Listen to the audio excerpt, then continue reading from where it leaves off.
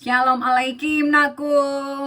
Kita tiba pada materi etika Kristen. Oke, kita akan mulai dulu dengan sebuah pertanyaan. Pernah gak sih kalian berada di persimpangan jalan saat harus mengambil keputusan sulit? Nah, di dunia kampus kita yang penuh dengan keberagaman opini, sering sekali kita itu bertanya, apa ya yang mendasari tindakan saya? Nah, hari ini kita akan membedah apa sebenarnya etika Kristen itu, mengapa ini bukan sekedar daftar boleh dan tidak boleh, dan bagaimana ia menjadi kompas bagi hidup kita. Kita berangkat dari Roma pasal 12 ayat 2. Berkata seperti ini. Janganlah kamu menjadi serupa dengan dunia ini, tetapi berubah oleh pembaharuan budimu sehingga kamu dapat membedakan manakah kehendak Allah, apa yang baik, yang berkenan kepada Allah, dan yang sempurna. Maka ketika kita bertanya, kenapa sih harus ada aturan? Kenapa sih manusia tidak dibiarkan saja hidup bebas tanpa aturan? Coba Anda yang hobi main sepak bola atau hobi nonton sepak bola. Apa jadinya pertandingan sepak bola tanpa garis lapangan, tanpa wasit, tanpa aturan offside? Apa jadinya? Yang terjadi bukanlah kebebasan, tetapi apa? Chaos, kekacauan. Nah, dalam kehidupan sosial pun demikian anakku. Ada 3 filosofis mengapa aturan itu eksis atau harus ada. Yang pertama, ketertiban, order. Aturan itu berfungsi sebagai rel agar kehidupan bersama tidak saling berbenturan. Jadi tanpa aturan, hak orang lain itu akan mudah tergilas oleh ego pribadi. Nah, yang kedua, protection. Aturan ada untuk melindungi yang lemah dari dominasi yang kuat. Ini memastikan keadilan itu bisa tetap tegak berdiri. Nah, yang ketiga, mencapai tujuan, purpose. Aturan bukan untuk mengekang, melainkan untuk memastikan kita sampai pada tujuan dengan selamat. Nah, bagi Anda, mahasiswa Kristen secara khusus, aturan itu bukan sekedar tanda kutip polisi moral yang mengawasi dari kejauhan. Aturan itu adalah papan petunjuk jalan yang mencerminkan desain asli Sang Pencipta kita, yaitu Tuhan. Anda memerlukan aturan karena secara natur manusia memiliki kecenderungan untuk mementingkan diri sendiri. Nah, maka etika hadir untuk mengarahkan kembali kompas moral kita kepada kemuliaan Tuhan dan kesejahteraan sesama. Mazmur 119 ayat 105. Firman-Mu pelita bagi kakiku, terang bagi jalanku. Oke ya, sudah jelas ya kenapa aturan itu harus ada. Nah, sekarang kita melihat dulu definisi dasar dan etimologi dari kata etika. Ya, kata etika itu anakku berasal dari bahasa Yunani ethos, yang berarti kebiasaan atau karakter. Nah, dalam dunia akademis, etika Kristen itu didefinisikan sebagai studi sistematis tentang perilaku manusia yang dinilai berdasarkan wahyu Tuhan dalam Alkitab. Nah, etika Kristen itu berbeda dengan etika umum yang mungkin hanya berdasar pada kontrak sosial atau logika manusia. Etika Kristen itu berakar pada karakter Tuhan sendiri. Itu alasan kenapa dari awal kita belajar mengenal Tuhan dengan benar. Nah, 1 Petrus pasal 1 ayat 6. Sebab ada tertulis, kuduslah kamu sebab aku kudus. Jadi etika bukan soal apa yang saya lakukan, tapi siapa saya di hadapan Tuhan. Maka kalau kita bertanya, apa sih dasar atau pondasi dari etika Kristen? Apa dasarnya? Ada 3. Yang pertama itu adalah otoritas Alkitab. 2 Timotius pasal 3 ayat 6. Alkitab itu bukan buku hukum yang kaku, melainkan narasi besar tentang kehendak Tuhan. Yang kedua, keteladanan Yesus. Yohanes 13 ayat 15. Jadi Yesus itu bukan hanya juru selamat, tetapi etika yang hidup. Dia menunjukkan bagaimana kasih dan keadilan itu bisa bertemu. Lalu yang ketiga adalah karya Roh Kudus. Nah, ini membedakan. Etika Kristen tidak mengandalkan kekuatan otot moral kita sendiri, melainkan transformasi batin oleh Roh Kudus. Roma 12 ayat 2 tadi, berubah ya, jangan menjadi serupa dengan dunia ini. Nah, maka kalau kita akan membuat karakteristik tentang etika Kristen atau karakteristik unik etika Kristen atau mengapa etika Kristen itu menjadi unik, maka kita bisa mengatakan pertama karena etika Kristen itu bersifat teosentris, berpusat pada Tuhan, bukan berpusat pada manusia.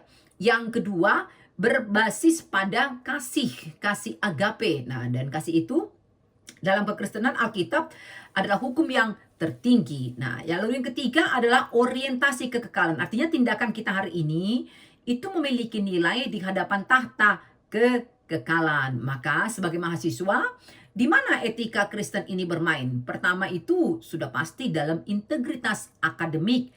Kolose pasal 3 ayat 23. Etika ini melarang plagiarisme bukan hanya karena takut sanksi, tapi karena Anda berdiri sebagai mahasiswa yang menghargai kebenaran. Nah, yang kedua, dalam relasi sosial. Kejadian 1 ayat 27. Nah, ini mengajarkan kita melihat sesama itu sebagai apa? Imago Dei, gambar Tuhan, bukan alat untuk kepentingan pribadi kita. Nah, yang ketiga, dalam dunia digital, etika menuntun kita untuk menyebarkan kasih, bukan kebencian atau hoax. Nah, maka etika Kristen memanggil kita untuk menjadi garam dan terang di tengah-tengah kegelapan intelektual manusia. Nah, oke. Maka pahamin aku, etika Kristen itu menerapkannya bukan selalu hitam putih. Karena kita sering menghadapi dilema etis di mana dua nilai baik tampak berbenturan. Nah, disinilah kita itu dipanggil untuk memiliki hikmat. Yakobus 1 ayat 5. Tetapi apabila di antara kamu ada yang kekurangan hikmat, hendaklah ia memintakannya kepada Allah yang memberikan kepada semua orang dengan murah hati dan dengan tidak membangkit-bangkit, maka hal itu akan diberikan kepadanya. Artinya etika Kristen itu menuntut kita untuk terus belajar, terus berdoa, berdiskusi dalam komunitas iman agar kita bisa membedakan mana kehendak Tuhan yang sempurna. Jadi singkatnya anakku sebagai pengantar, etika Kristen itu adalah tentang mengikut jejak Kristus dalam setiap aspek kehidupan kita. Jadi ia menantang kita untuk hidup melampaui standar dunia ini. Oke? Itu yang pertama yang harus kita ketahui atau pahami tentang etika Kristen. Nah, yang kedua anakku ya, etika Kristen itu bukan sekedar baik. Nah, jadi seringkali kita mendengar kalimat yang penting kan jadi orang baik, agama apapun sama saja. Nah, tapi benarkah demikian? Apakah menjadi orang baik menurut standar dunia itu sama dengan hidup menurut etika Kristen? Kita akan membedah perbedaan mendasar antara cara dunia memandang moralitas dan cara Alkitab menuntun hidup kita. Nah, yang pertama kita lihat perbedaannya, sumber otoritas. Nah, perbedaan pertama itu terletak pada sumbernya.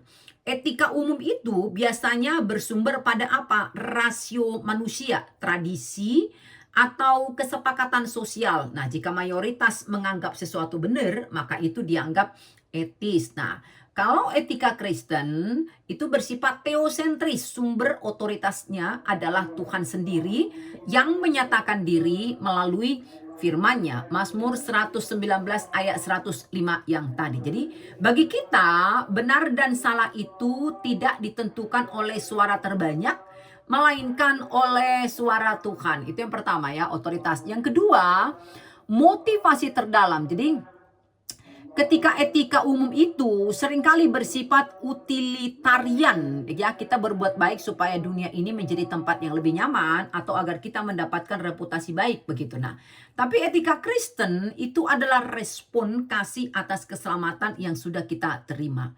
Kita melakukan yang baik bukan supaya selamat, tapi karena sudah diselamatkan. 1 Yohanes 4 ayat 19. Kita mengasihi karena Allah lebih dahulu mengasihi kita. Jadi motivasi kita adalah syukur dan memuliakan Tuhan, bukan sekedar kewajiban moral atau pencitra diri. Nah, yang ketiga, standar kesempurnaan ya.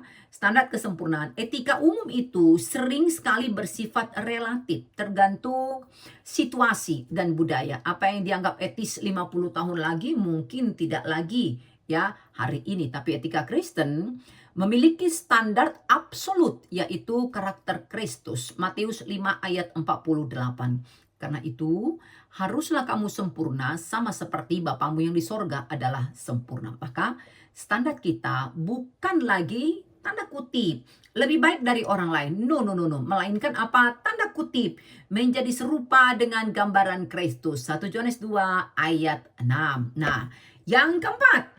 Ya, perbedaan yang keempat, ruang lingkup, hati versus perbuatan. Nah, etika umum biasanya hanya menilai apa yang terlihat atau tindakan lahiriah. Selama Anda tidak mencuri, ya Anda dianggap orang baiklah, orang jujur. Nah, etika Kristen masuk hingga ke kedalaman hati.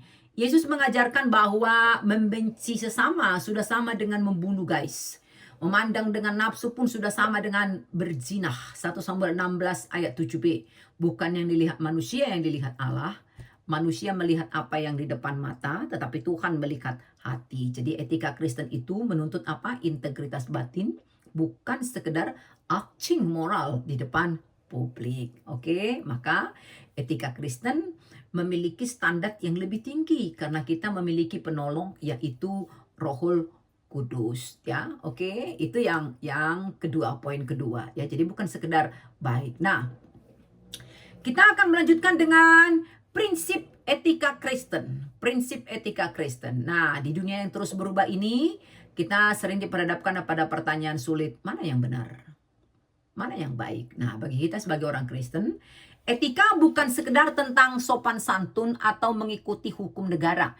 Etika Kristen adalah tentang bagaimana kita mencerminkan karakter Kristus dalam setiap keputusan. Dalam perspektif Kristen, etika itu adalah jawaban atas pertanyaan bagaimana seharusnya kita hidup sebagai respon terhadap kasih Tuhan. Jadi etika bukan sekedar daftar larangan, tidak boleh ini dan tidak boleh itu, tapi sebuah desain untuk hidup yang bermakna. Karena dia sudah tidak lagi cuma punya bios, nafas, tapi sudah punya zoe, kekekalan. Nah, oke, kita akan melihat prinsip-prinsip utama yang menjadi kompas moral hidup kita. Yang pertama, karakter Tuhan sebagai standar. 1 Petrus 1 ayat 16. Kuduslah kamu sebab aku ini kudus. Nah, prinsip pertama etika Kristen itu adalah karakter Tuhan, aku. Kita benar bukan karena mengikuti tren sosial. No. Tapi karena Tuhan yang kita sembah adalah benar. Nah, jadi bagi Anda sebagai mahasiswa, ini berarti standar Anda itu bukan apa yang dilakukan teman-teman saya. No, tapi apa yang selaras dengan karakternya Tuhan. Jadi kalau Tuhan itu jujur, sudah seharusnya integritas akademik Anda pun adalah kewajiban, bukan pilihan. Oke? Prinsip kedua, ya, kasih. Kasih ini sebagai penggerak. Matius 22, 37 ke 39. Kasihilah Tuhan Allahmu dengan segenap hatimu dan dengan segenap jiwamu dan dengan segenap akal budimu. Itulah hukum yang terutama dan yang pertama. Dan hukum yang kedua yang sama dengan itu ialah kasihilah sesamamu manusia seperti dirimu sendiri. Jadi etika Kristen tanpa kasih itu akan menjadi legalisme yang kaku. Sebaliknya, kasih tanpa prinsip adalah kompromi yang berbahaya, anakku. Maka etika Anda haruslah kasih yang bertanggung jawab. Artinya, di setiap tindakan Anda harus mengacu pada pertanyaan, apakah ini mendatangkan kebaikan bagi sesama dan kemuliaan bagi Tuhan. Enggak lagi soal gue senang, gue suka. Enggak lagi seperti itu. Tapi mikirin orang lain dan mikirin Tuhan. Nah, lalu prinsip yang ketiga adalah manusia sebagai imago Dei, ya. Artinya penghormatan terhadap martabat manusia karena setiap orang diciptakan menurut gambar dan rupa Allah. Kejadian 1 ayat 27. Sudah hafal dong ya. Nah, maka karena setiap manusia itu adalah pembawa gambar Tuhan, etika kita harus menolak segala bentuk penindasan, rasisme, atau ketidakadilan.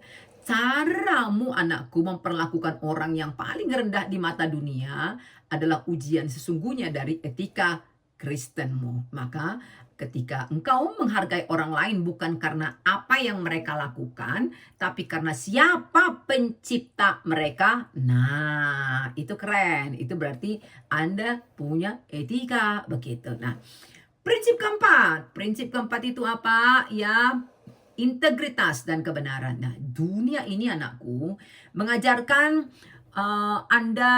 kita untuk tanda kutip sedikit berbohong demi kebaikan. Gak apa-apa gitu. Tapi etika Kristen memanggil kita pada kejujuran yang radikal. Matius 5 ayat 37. Kalau iya katakan iya, kalau tidak katakan tidak. Apa yang lebih dari itu berasal dari sejahat. Nah, integritas berarti tidak ada jurang antara apa yang kita yakini di dalam gereja dengan apa yang kita lakukan di kampus, di tempat kerja, atau di kantin, atau dimanapun ya.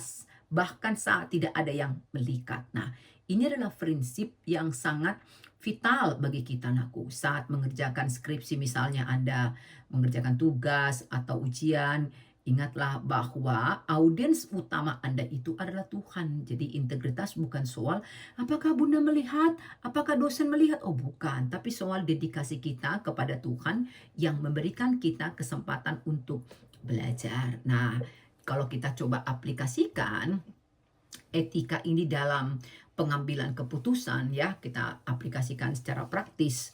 Ya, bagaimana ya caranya menerapkannya saat situasi terasa nggak jelas, abu-abu begitulah. Nah, kita bisa pakai misalkan 3 filter. Yang pertama itu ini sesuai nggak ya dengan firman Tuhan. Nah, yang kedua ini membangun nggak pada hubunganku dengan orang lain. Nah, yang ketiga ini memuliakan Tuhan apa enggak sih. Nah, jadi etika Kristen itu bukan sesuatu yang apa ya, yang pasif tapi aktif. Jadi kita tidak bisa hanya menghindari yang jahat, tapi kita pun harus secara sengaja melakukan yang baik gitu ya. Oke, jadi sudah jelas ya, itu prinsip etika Kristen. Nah, yang selanjutnya adalah bagaimana sih etos kerja orang Kristen. Nah, kebanyakan orang di dunia kerja itu sangat takut dengan hari Senin.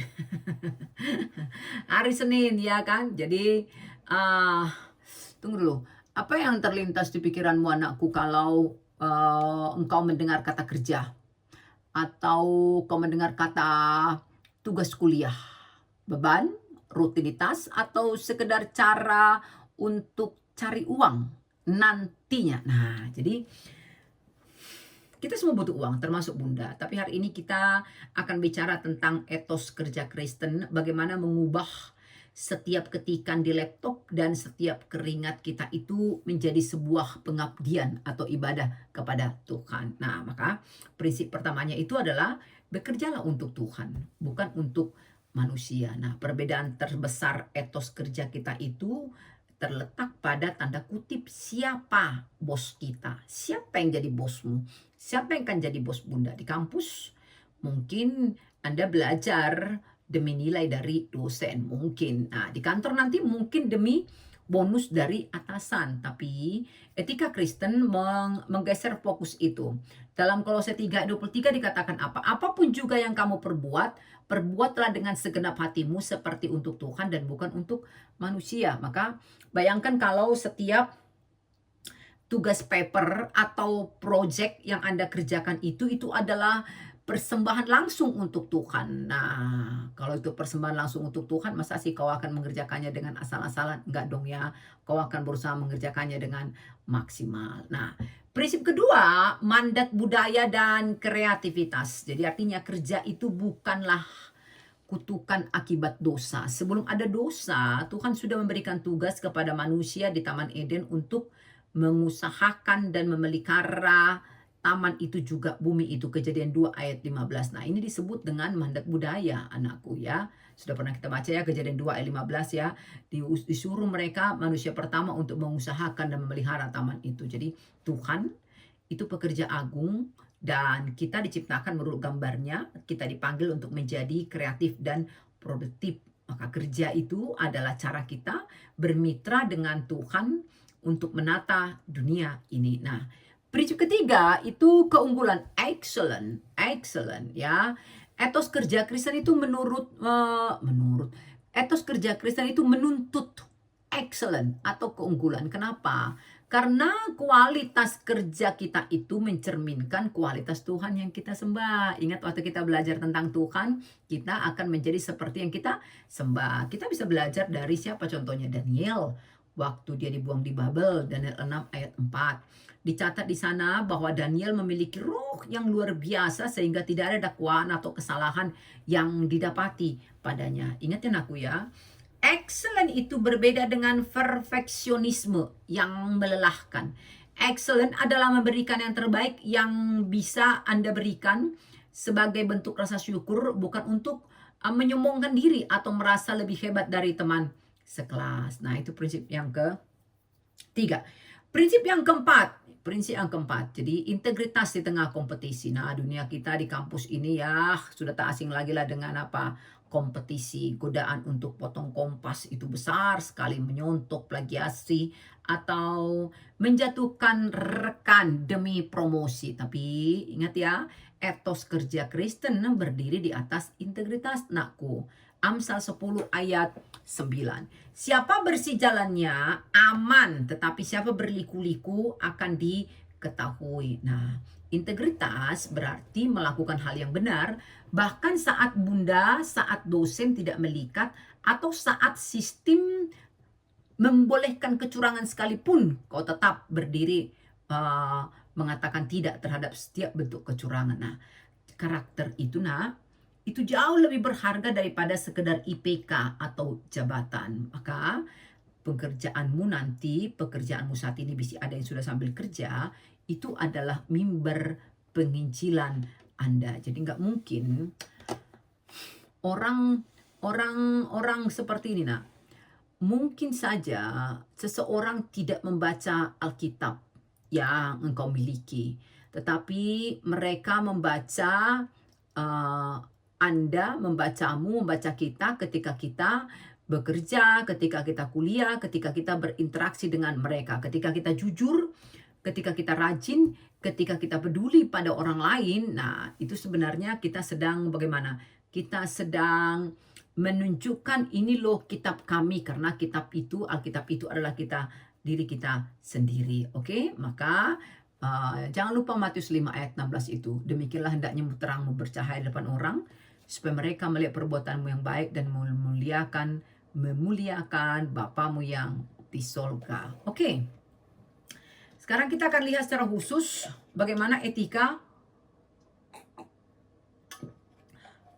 di dunia digital. Jadi bagaimana di dunia digital pun kita tetap bisa memiliki integritas. Nah, pernah nggak kalian merasa lelah setelah 1 jam menatap layar? Pernah? Bunda pun pernah.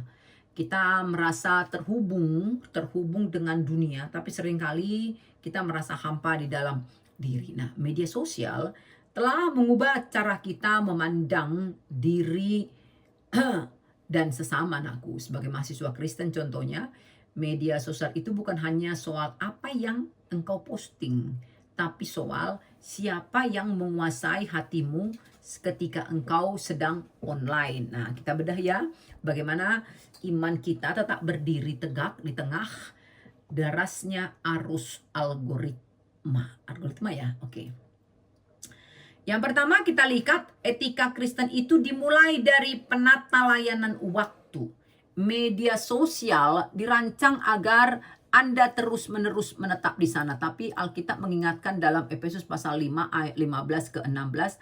Karena itu perhatikanlah dengan seksama bagaimana kamu hidup dan gunakanlah waktu yang ada. Jadi saat Anda membiarkan algoritma mencuri waktu belajar, waktu doa, waktu istirahat Anda, sebenarnya Anda sedang membiarkan diri Anda itu diperhamba. Nah, etika di sini adalah tentang kedaulatan.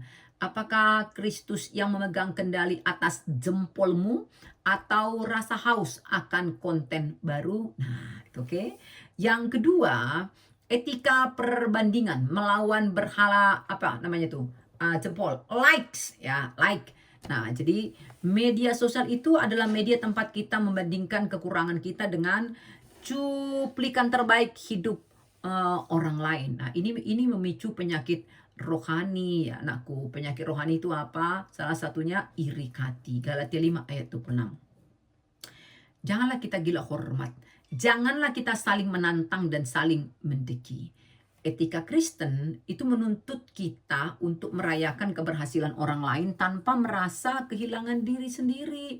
Nilai diri kita itu ditentukan oleh salib, bukan oleh jumlah likes atau followers atau pengikut. Jadi berhenti mencari validasi manusia. Mulailah hidup dalam penerimaan Tuhan.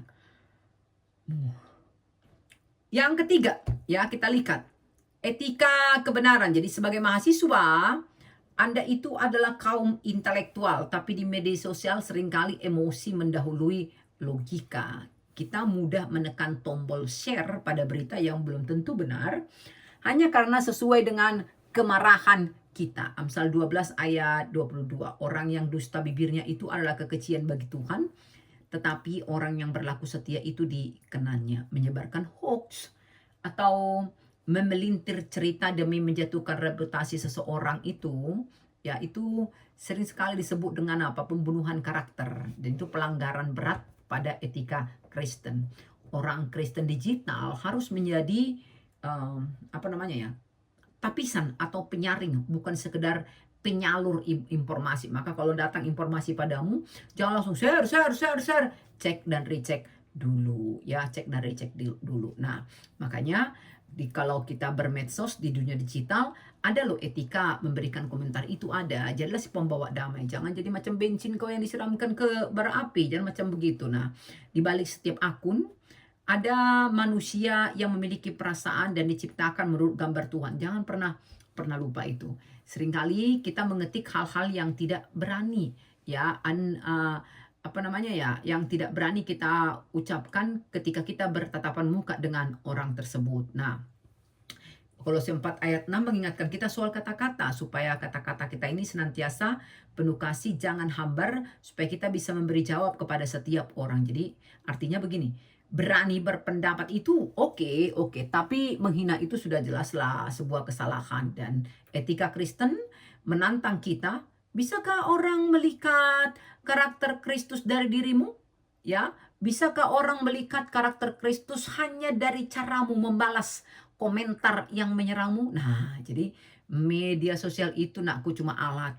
Ya bisa menjadi alat ibadah atau alat dosa, tergantung siapa yang memegang kendalinya. Maka jangan biarkan dunia digital ini mengumpulkan hati nuranimu ya. Hati nuranimu. Bikinlah komitmen hari ini ya, postinglah hal-hal yang membangun, sebarkanlah harapan, dan jadilah pribadi yang sama baiknya di dunia nyata maupun di dunia maya dan sebagainya. Oke? Jadi pikirkan seperti ini. Nah. Kalau misalnya Yesus melihat riwayat pencarianmu, search history atau DM-mu hari ini, kira-kira Yesus akan tersenyum atau geleng-geleng kepala atau bilang, capek deh.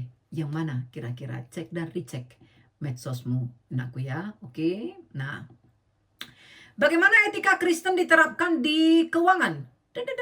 Salary ya, uang. Nah, di fase kita sekarang pembicaraan soal nanti gaji berapa atau kerja di mana yang salary-nya besar. Nah, itu sekarang ini menjadi topik utama. Jadi uang itu sering dianggap sebagai tolak ukur kesuksesan. Tapi pernah nggak Anda berpikir, nakku, bagaimana pandangan Tuhan tentang gaji yang kita terima nanti? Apakah uang adalah tujuan akhir atau uang menjadi alat doang di tangan kita?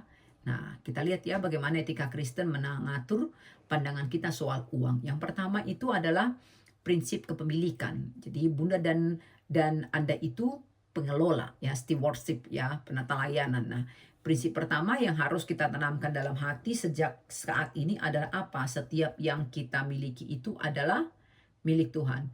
Yang ada padaku semuanya milikmu. Nah itu tuh. Jadi Bunda engkau bukan pemilik, melainkan pengelola atau penata layanan. Mazmur 24 ayat 1. Tuhanlah yang mempunyai bumi serta segala isinya dan dunia serta yang diam di dalamnya. Jadi saat kita menyadari gaji kita itu nantinya adalah titipan Tuhan, maka etika kita akan berubah.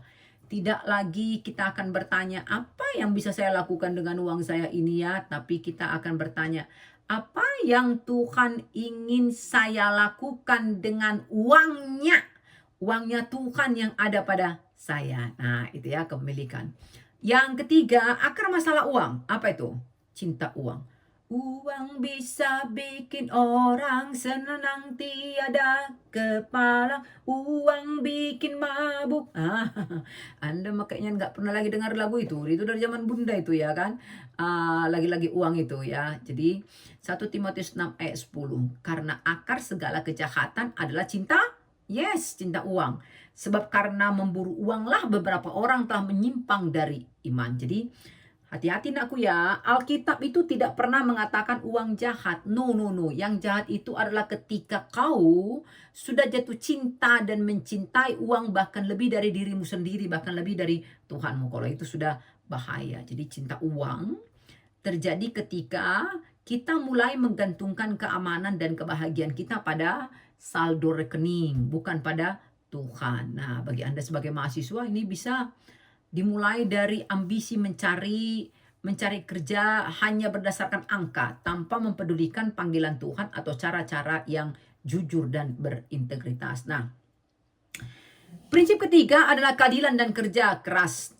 Etika Kristen dalam gaji juga berbicara tentang kejujuran nakku. Bagi calon pekerja, ini berarti memberikan performa yang sebanding dengan gaji yang diterima. Jangan jadi menjadi si pencuri waktu di kantor nanti ya. Jadi kalau masuk jam 8 sampai jam 5, ya kerjalah kau. Sebelum jam 8 udah tibalah kau ya kan. Lalu sebelum jam 5 jangan pulang kau. Nah, seperti itu. Nah, makanya Alkitab itu mendukung hak pekerja untuk menerima upah yang layak. Lukas 10 ayat 7. Sebab seorang pekerja patut mendapat upahnya. Nah, kita diajarkan untuk bekerja keras, proaktif, tetapi tetap mengandalkan berkat Tuhan.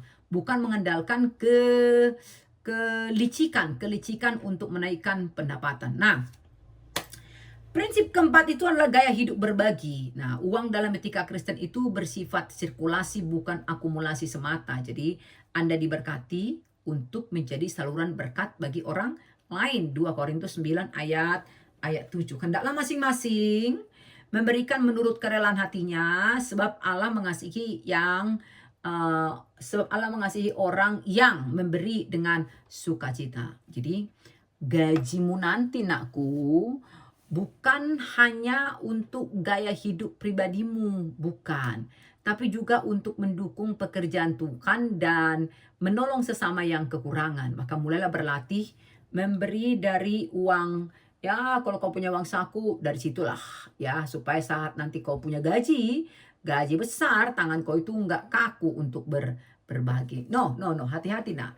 Jangan biarkan kecemasan akan masa depan finansial itu merenggut damai sejahteramu. Fokus pada integritas dan apa yang Tuhan kehendaki untuk kau lakukan spesial di masa kuliah sekarang ini ya. Matius 6 ayat 33 apa bunyinya?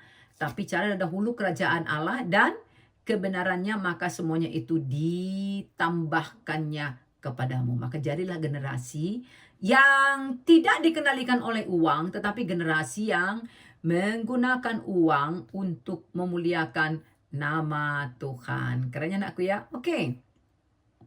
Terakhir ya, kita lihat ya, nanti ini akan kita perdalam ketika bicara tentang seksual. Tapi kita lihat dulu bagaimana etika seksual. Nah, etika seksual. Nah, kita ini hidup di era di mana seksualitas itu ada di mana-mana, di layar ponsel, lirik lagu, hingga obrolan nongkrong. Waduh, seringkali dunia menggambarkan seks itu hanya sebagai rekreasi atau sekedar kepuasan biologis tanpa ikatan. Tapi benarkah seks hanya sebatas itu? Nah, sebagai orang percaya anakku, kita perlu bertanya, apa ya maksud pencipta saat ia menciptakan kita sebagai makhluk seksual? Nah, hari ini kita akan melihat bagaimana etika seksual Kristen itu bukan tentang pelarangan, melainkan tentang penghormatan terhadap rancangan Tuhan yang indah. Nah, maka kalau ditanya apa sih dasar etika seksual ya orang Kristen, dasarnya adalah tubuhku, tubuhmu itu adalah bait Rohul Kudus. Maka prinsip pertama etika seksual itu adalah kepemilikan. Nah, dunia ini berkata apa? Tubuhku adalah milikku, terserah aku mau pakai untuk apa. Tapi Alkitab berkata lain aku. 1 Korintus 6, 19 ke ayat 20. Atau tidak tahukah kamu bahwa tubuhmu adalah bait Roh Kudus? Kamu telah dibeli dan harganya telah lunas dibayar. Karena itu muliakanlah Tuhan dengan tubuhmu. Etika seksual Anda itu dimulai dari kesadaran kalau tubuh Anda itu adalah tempat kediaman Tuhan. Maka menjaga kekudusan seksual itu bukan sekedar mengikuti aturan moral, tapi bentuk penyembahan kita kepada Tuhan. Oke, kita lanjut ya. Nah, seks dalam pernikahan itu apa? Itu persatuan yang suci. Nah, Tuhan itu tidak anti seks. Justru Tuhanlah yang menciptakan seks, tapi Dia memberikan wadah yang tepat agar seks tidak menjadi destruktif. Nah, wadah itu adalah pernikahan. Ibrani 13 ayat 4. Hendaklah kamu semua penuh hormat terhadap perkawinan dan janganlah kamu mencemarkan tempat tidur. Nah, seks dalam pernikahan itu bukan sekedar pelepasan hasrat, melainkan simbol perjanjian covenant. Di dalam pernikahan, seks menjadi sarana komunikasi jiwa dan raga yang paling dalam, sebuah persatuan yang utuh tanpa rasa malu, seperti gambaran Adam dan Hawa di Taman Eden sebelum jatuh ke dalam dosa. Maka kalau kitanya apa peran seks dalam pernikahan Buddha, pernikahan Kristen, yang pertama itu adalah unifikasi, menyatukan suami istri menjadi satu daging. Kejadian 2 ayat 24. Ini adalah perekat emosional yang luar biasa. Nah, yang kedua, prokreasi melalui seks. Pandangan suami istri itu dipanggil untuk melalui seks, pasangan suami istri itu dipanggil untuk meneruskan garis keturunan. Kejadian 1 ayat 28. Nah, yang ketiga itu adalah rekreasi. Jadi seks diberikan Tuhan untuk dinikmati oleh pasangan suami istri sebagai bentuk berkat. Jadi di luar itu kutuk, kutuk. Nah, Kitab Agung merayakan keindahan cinta fisik antara suami istri. Jadi di luar pernikahan, seks itu kehilangan makna terdalamnya dan justru bisa melukai jiwa. Maka ingat ya anakku ya, jaga kekudusan dirimu. Jaga kekudusan dirimu. Dan menjaga diri itu bukan berarti kau kuno, tapi sedang mempersiapkan diri untuk memberikan hadiah terbaik pada pasangan masa depanmu. Jadi kalau Anda dipanggil untuk hidup melajang, sama aja. Tetaplah persembahkan diri Anda bagi Tuhan. Oke, demikian materi kita tentang etika. Kita nanti ramaikan dengan diskusi aku ya. Oke.